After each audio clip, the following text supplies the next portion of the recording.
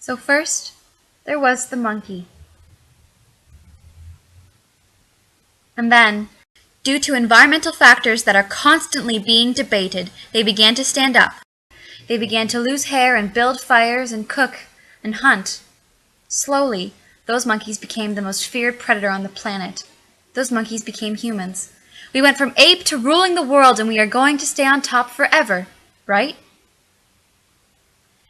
Somewhere in the 1700s and the 1800s, John Friedrich Blumenbach and George Louis Leclerc believed in this thing called degeneration. Basically, they thought that all humans began as white people. Then, due to the environmental differences around the world, they changed and became different races.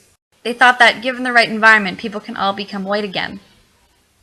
Now, we all know that this theory is crazy, but it is actually not that far from the truth. Reverse evolution is the idea that evolution, as we know it from Darwin, can move backwards.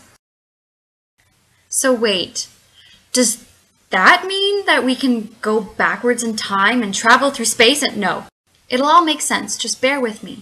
So we evolved from the monkey, slowly, over time, and it took a lot of changes to our environment. Who says that, given the right environment, we can't change back again? Because we are able to adapt to our environment, that means that we are always going to be changing. Yes, we are definitely going to change. Who says that it's not going to go back to when we were monkeys? Scientists first discovered the truth when they looked at little dust mites. They began as free-living organisms, which basically means that they do their own thing, but they slowly became parasites. Scary, huh? Don't worry though, because they are now all free-living again. Weird. Scientists were baffled. This all goes totally against everything Dolo said was law. He said that all evolution is irreversible. You can even see it with the antelopes. Because humans hunt for the biggest one, that only leaves behind the smaller and weaker one. I mean, think about it. If you were that kind of person, you would hunt for the biggest one. So now all that we're seeing are the small ones. So basically they're de-evolving.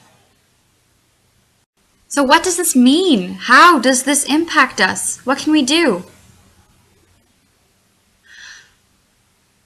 Is this a good thing? Or a bad one?